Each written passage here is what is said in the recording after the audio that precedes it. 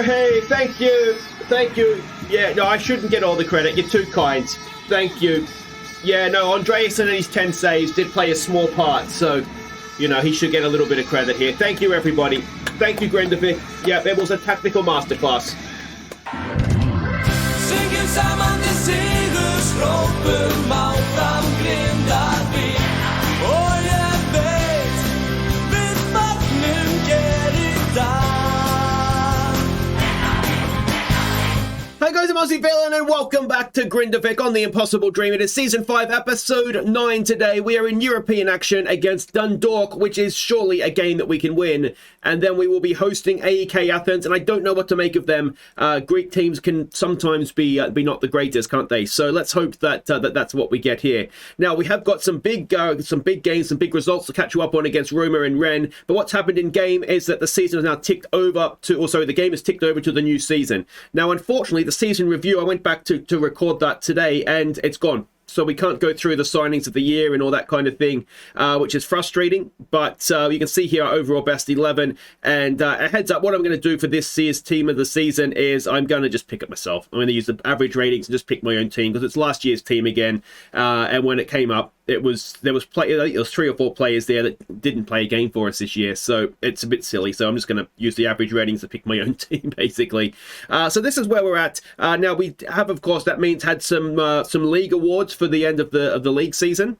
So for a 3rd year in a row, I managed to win Manager of the Year. So hooray for me. That's all very exciting. More exciting, though, is Rocky, for the 2nd year in a row, was Player of the Year. So Mohar and then Rocky means that we have won that award 3 years in a row, which is very, very nice. And Team of the Season only featured 3 of our players, which is maybe a little bit harsh, but Andreasen in goal, Huggins at right back, and Rocky on the left wing are the 3 Grindavik players that were in that Team of the Year. So, yeah, again, all very, very exciting. Now, I'm not too interested about scouting this team because, as I've said before, what I don't want to do is be taking players away from the other teams because we want them to be as strong as they can. What we might look to do down the line is maybe sign some youngsters, sort of maybe overpay for them slightly, give a 50% sell on to them, to the club we're buying from, and then use our facilities to train them up to be as best they can. And if we do find a really good, high promising young player, we might do that anyway. That way, when we sell them on, and we had this situation at Barla Town, I think, where we were essentially building up the entire league in the end. And I sort of had, if the bid came in, then it was sort of written into the unwritten rules, I suppose, that I had to accept decent bids because the money then was going to 50% was going to go on to the we'll call them the parent team, for lack of a better term. So we'll wait and see exactly if and when we do that. But for now, yeah, we're not too interested in scouting other teams. But there are some games to catch you up on, of course. 2 in the league against the big boys. Roma was up first. We hosted them. Jose Mourinho in town. Let's go see how we did. We fell behind just before half-time.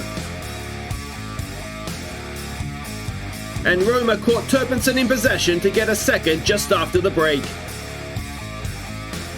So honestly, we played so well. It was real. They only had 3 highlights all game. You can see from the XG tracker.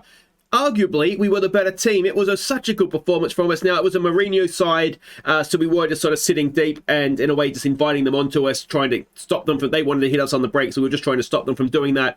And it was 2 quite stunning strikes, wasn't it, to get the result. So slightly disappointing. We arguably could have got a point here, but we didn't, so there's no point crying about it. Next up, we went to France to play Rennes. And we came away with a point. Now, our goalkeeper was absolutely brilliant in this one, Andreasen. You can see he played a 9, and some of the saves he made were just spectacular. But, I mean, I wouldn't say, we didn't completely disagree with the fact that we got a point here. It's one of those where, how do you say, when you watch a game and a team almost deserves a point for clinging on defensively for so long, that's kind of what it was like. Unfortunately, there's no XG here that we can see, but I'd say the first half was more even, and then the second half, they definitely stepped it up a gear. And yeah, Andreasen I cannot speak highly enough of how well he played, and we just did enough. We just did enough to hang in there and get it, in a way, a deserved point. In another way, we were a little bit lucky. We were clinging on, but we'll take it, won't we? So that means coming in to today's 2 games where we are playing Dundalk and AEK Athens. We are currently sitting 26th Now, that point, of course, makes the loss to Benik Ostrava even more disappointing. Imagine if we'd won that, we'd have 7 points right now with a game against Dundalk to come. So, yeah, but you can see there, Rennes are doing okay. But today's opponents, if we have a look, you see AEK Athens and Dundalk are both below us. Dundalk has 4 points, AEK Athens only 1. So, and Hajduk Split's yet to get off the mark. So, I'm hopeful we can do something today, but I don't want to expect too much after the Ostrava game. But anyway, let's go and see what we're doing here. And you can see we are expecting a 4-2-3-1 formation out of Dundalk. And the team we're sending out is as follows. Andreasen in goal. It's Meng, Jen, Yu, Andreasen, Antonsen, and Matheson as the back four. It's Sayas, Turbertson, and Capiello in midfield. Now, Capiello has been injured. You may notice he got injured against Roma, I think it was. So he's still coming back to fitness. It's Fever, Rocky, and Gadini, the front three. We have been playing a lot of friendlies just against the under-19s, trying to keep fitness levels up. I'm trying to think if there's any injuries. Our backup goalkeeper is injured. He broke an ankle, didn't he? Yes, he's out for a long term. Haukson is injured, so he's out for another 2 weeks or so. And Allmarkson is injured as well, about another week, up to 3 weeks for him. Thankfully, Allmarkson came back from injury. Capiello got injured. Capiello came back and Allmarkson got injured. So at least you're on the same page about when they're going to get injured. So yeah, that is who we're sending out here. Let's hope we can get a very good result. All right, so we can see the team sheets there. Now, I honestly can't remember if I've got the Irish League loaded up or not. The fact they don't have a manager would suggest no, but they do have a full bench, which would suggest yes. So we'll try and beat them anyway, won't we? Go out there and impress me. Go out there and enjoy yourselves today. Let's go with that, given that we are away from home. I can't actually remember what I said against Rennes, but if we can get a draw against Rennes, surely we can get a draw against Dundalk. Now, I put it on the Discord earlier today. There is a couple of contracts that we've renewed. Both the Andreasen brothers were up the end of this season, coming as in the season that we're about to start. So we've renewed both of them for an extended period of time, which is good. I think they've both been absolutely brilliant, to be honest. And Koller, our young left back, we've extended him as well. There is a few other players that are up. Yeah, but we will get to them sort of in time. I just wanted the Andreasens tied down because they didn't come through the club, so they might feel less need to sign for us. But yeah, so those guys are tied down, which is excellent. If you want details of the contract, again, it's all on the Discord, and there's a link to that in the description below. But yeah, well, let's see what we can do here. It was so disappointing, the Ostrava game. I know a lot of you guys were saying that in the comments.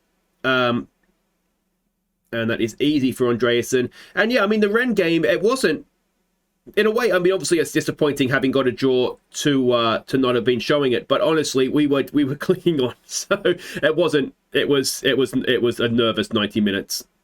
And it's one of those games, too, where realistically, 0-0 was what was our best chance of getting a point. So I really didn't want highlights. And I was kind of, which, to be honest, maybe contributed. I wasn't trying to kick, because usually I'm obviously watching, and that's not good. You know, I want you guys to be able to see goals. So I sort of be a little bit more attacking and open. And, oh, Jesus, that was just wide, isn't it? So maybe the fact that it wasn't a game that I was showing meant that I could sort of kill the game and not necessarily feel guilty about it. So it's a very good claim there by Andreasen, isn't it? So yeah, it's a bonus point, that one, isn't it? And I tried to look at it as in that maybe makes up for the Ostrava game, where a point might have been a good thing for us. And well, we're not looking brilliant defensively here, are we?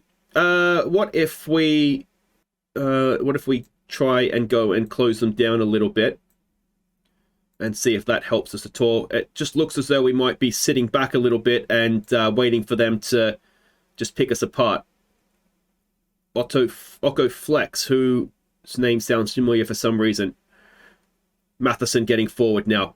It's there for Turpitzer. Can he pick a pass? It's just not quite there, was it, for Gadini? And we go again. We look. They're putting more pressure on them here. Rocky's in. Rocky! Can't find the back of the net. But we did look a little bit better there. The issue, I suppose, if we get done over the top at some point, but the game seems to have turned with us having a higher line, doesn't it? We do look like we have more of a threat now, and they don't look as comfortable. There's a cross-field pass that's risky. They get away with it, though. Capiello, can he win it back for us here? Capiello to the tackle in, man. Put a tackle. Oh, Capiello, come on, mate. Oh, and it's 1-0 to Dundalk. And Capiello's just grab a shirt or something. You've got to stop that, don't you? He had a chance here to just get your shoulder in front. You were in front of him. He was in between the man and the ball, and he didn't do anything. And Antonsen's got to be stronger in the middle there as well, doesn't he?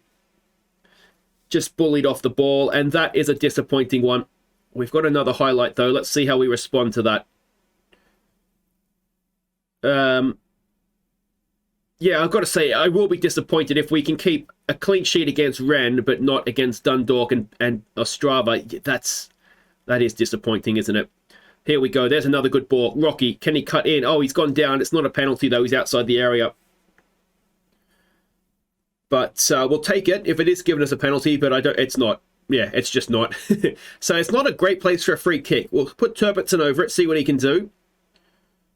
Can he whip in a good ball? We've got some height in the penalty area, of course, now as well. To the back post. It's a good header from Axel Andreasen, but it is claimed by the goalkeeper. I mean, we've had 72% possession again. I wonder if we want to raise up this tempo a bit. Try and ping it around a bit more. Cappiello now over a free kick. Cappiello. Oh, it's Rocky again as he hit the post again. I don't know what Rocky hit. It bounced off something, but it wasn't the back of the net. Cappiello with a corner. It's again into a decent area. And again, it is cleared away. This is the Ostrava game all over again, isn't it? We're playing quite well. Let's try and demand more. And we've just been unlucky there. Look at that XG from us to them. It's so annoying. We have been unlucky so far, guys. You have been the better team here.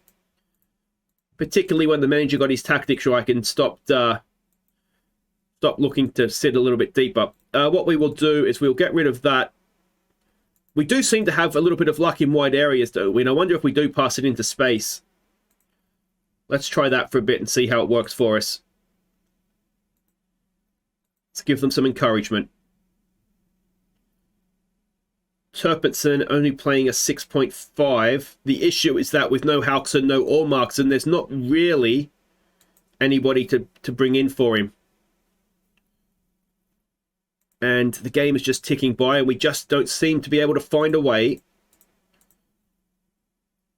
to put the ball in, to break them down to get that chance. Let's try stepping up and get stuck in. We look better playing with a higher line, so let's take it up another notch, see what we can do. Meng Zhenyu on a booking is maybe slightly concerning. There's the ball over the top that I've been worried about, and I don't think he's offside if that's what it's going to be for. And we're 2-0 down, away to Dundalk. Ren must be looking at this and thinking, what did we do wrong?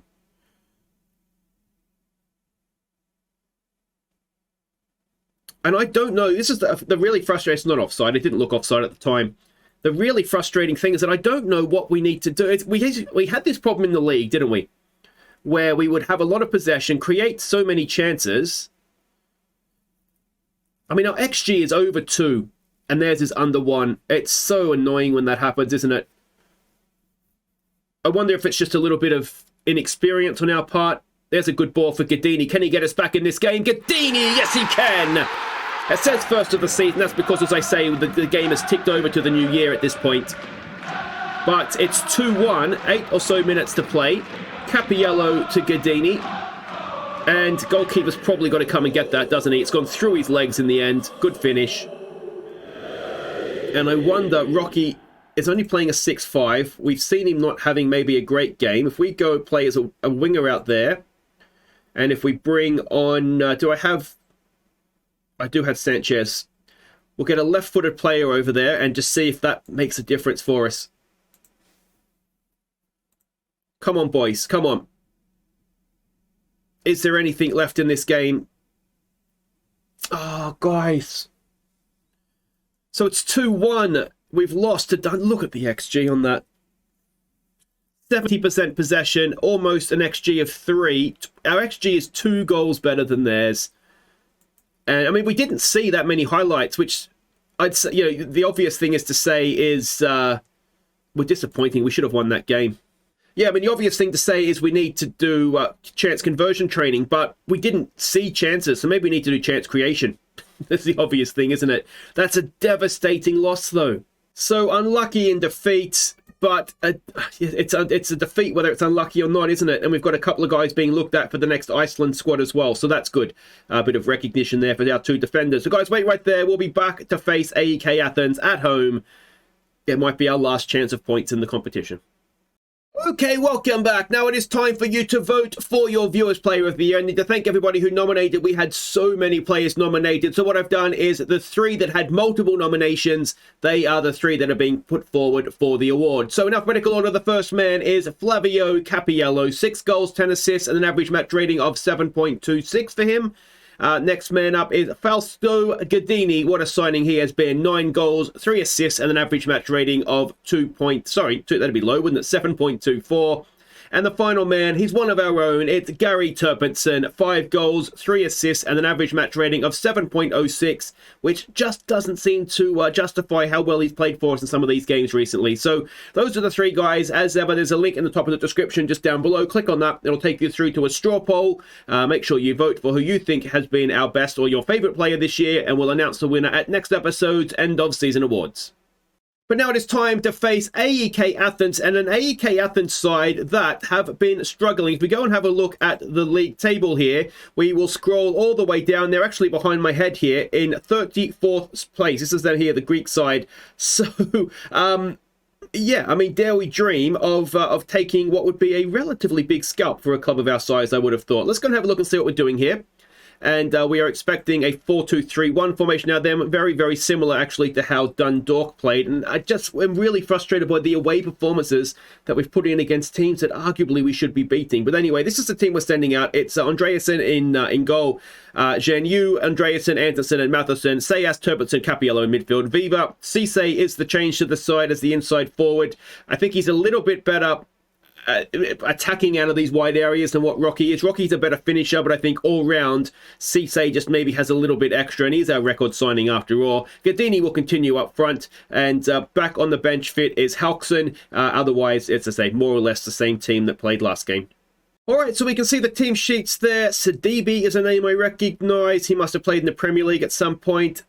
Eliasson, is he a Dutch international? Is there someone maybe of that name? Another name that I recognise, but not too much there, although to the untrained eye like me, Greek names do tend to look alike a little bit. Put this poor run of form, make it count.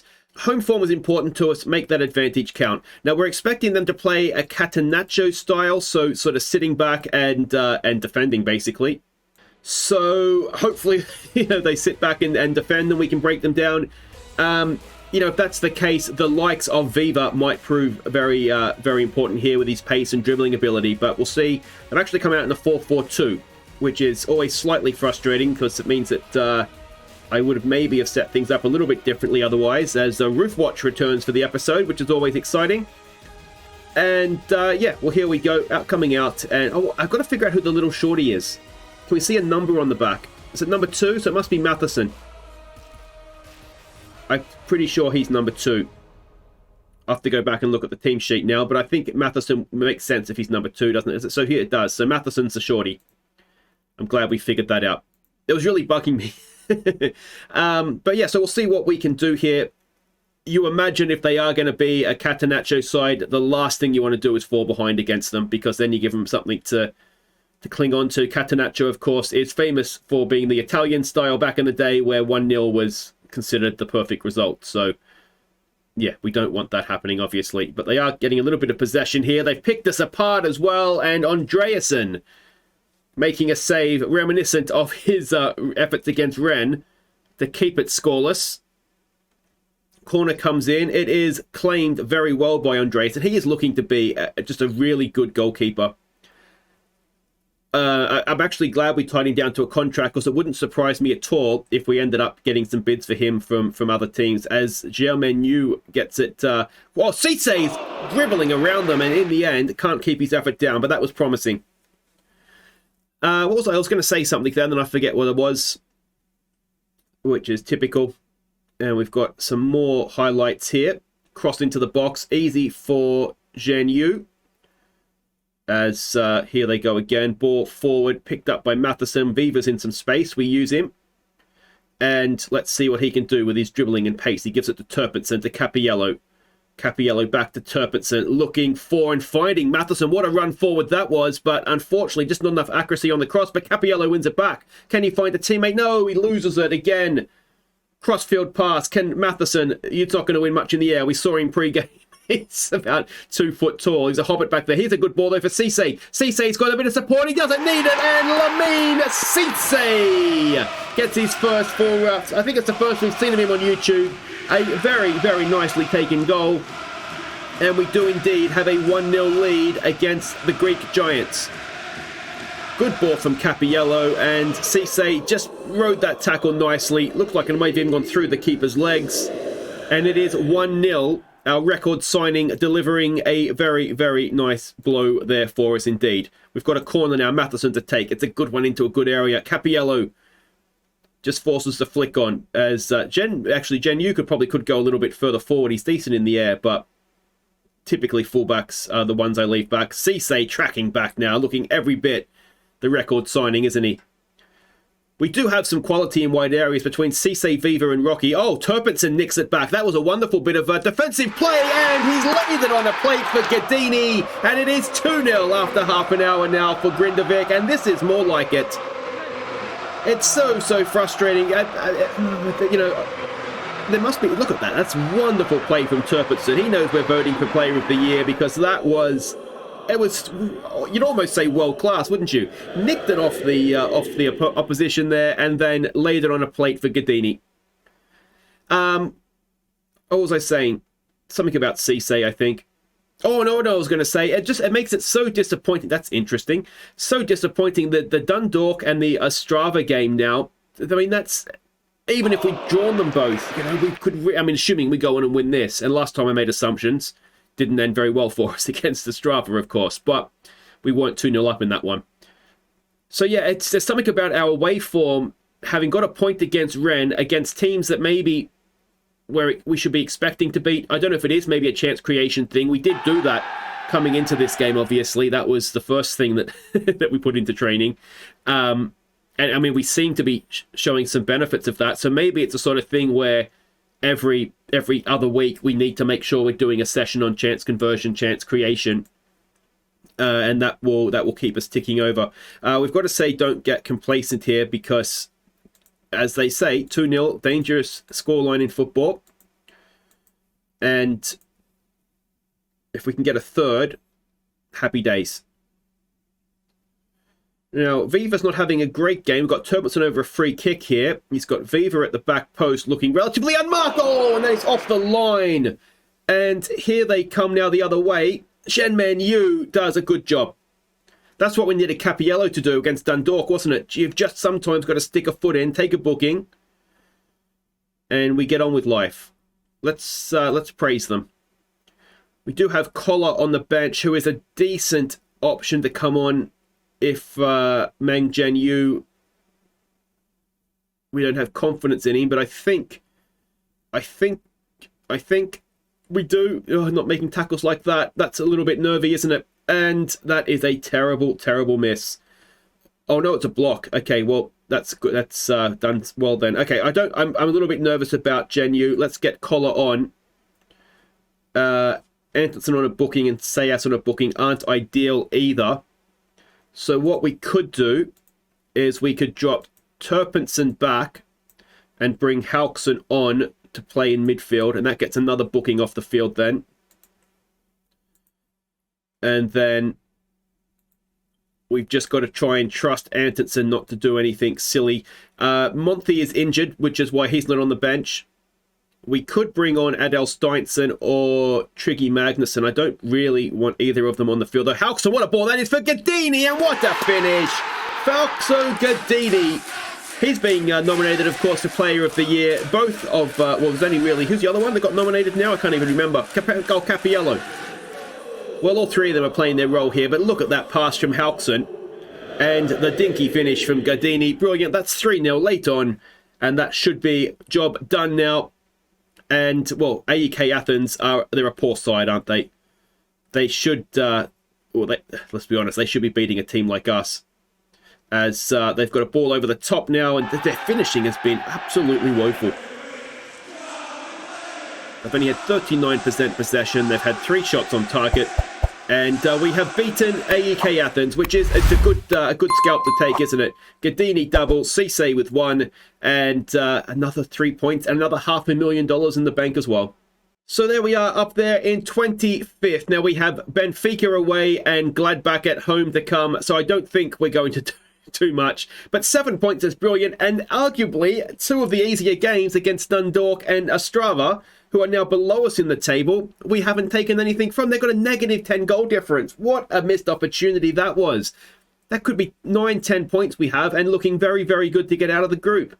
But yeah, there's just something playing away from home against teams that arguably we should beat. We're just not quite at it. But as I say, $500,000 in the bank again. Gadini banging in goals for fun. And it's just...